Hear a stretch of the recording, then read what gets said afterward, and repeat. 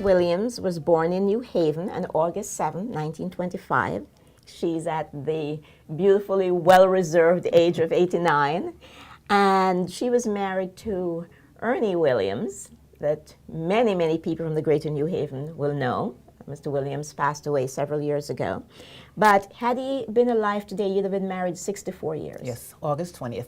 August 20th, you'd have been 64 years. Well, welcome to the table for the first time. Thank you. I am delighted that you have accepted the invitation to join us. Thank you. To share with us a little about how New Haven has changed over the last 89 years. First thing I must say, you are remarkably well preserved. Oh, thank you.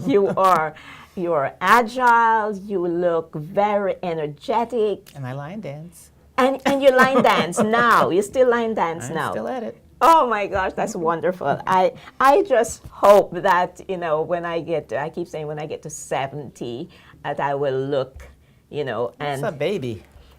70, yes, because you could actually have a child 70 years old. Right. Well, I'm not there yet, but in a few years. So tell us, how has New Haven changed in the last 89 years? Well, I think it's changed quite a bit. In my younger years, there really was more integration than there is today.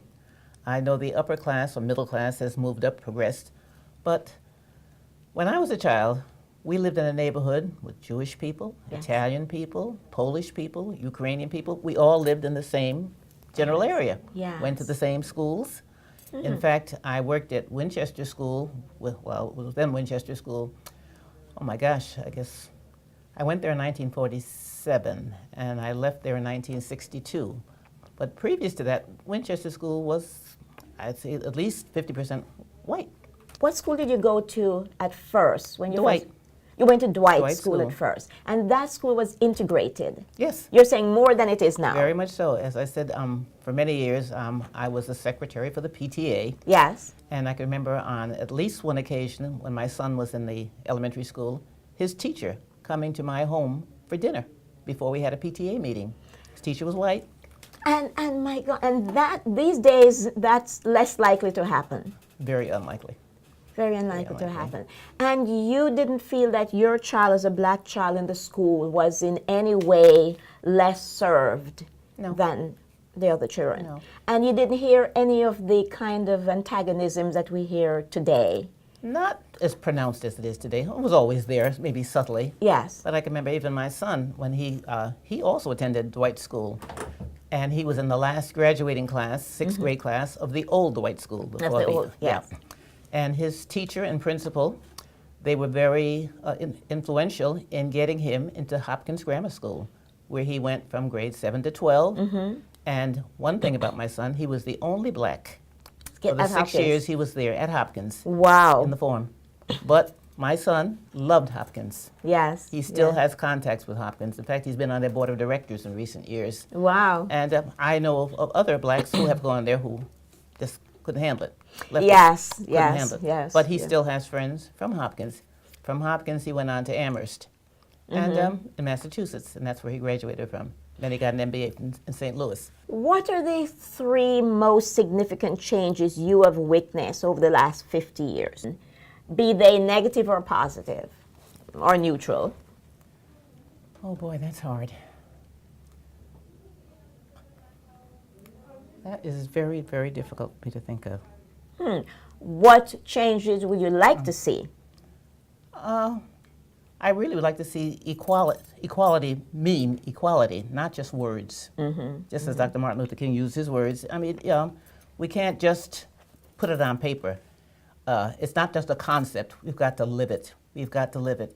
And as I say, as our young people, especially our young black people, have got to understand the importance of education. Yes. Yes. And of being involved. You can't wait for somebody else to do it for you. Yes. You've got to learn to have a voice, to speak up if you see something that's wrong or that you think is wrong, even if you're wrong. Don't be afraid to voice your opinion, because things will never change.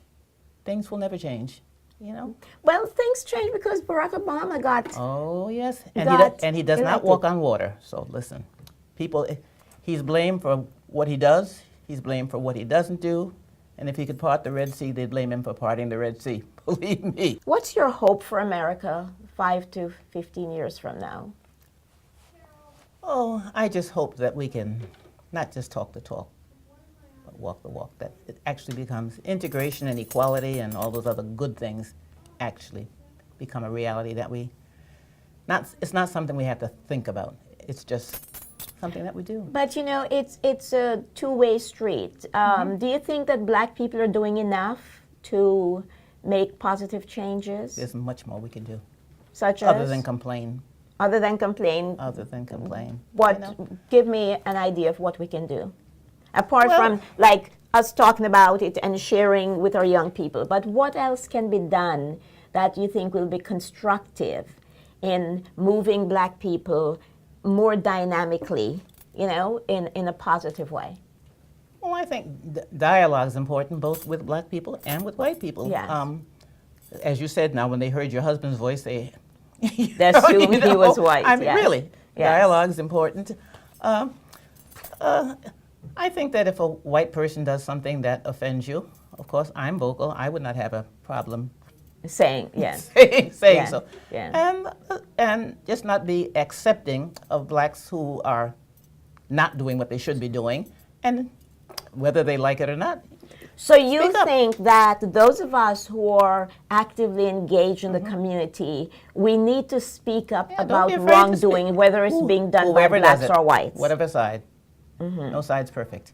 We all have shortcomings. You know, lastly, in Missouri, over the last several weeks, there have been tremendous upheaval about the Oh, death yes. of Michael Brown. Brown.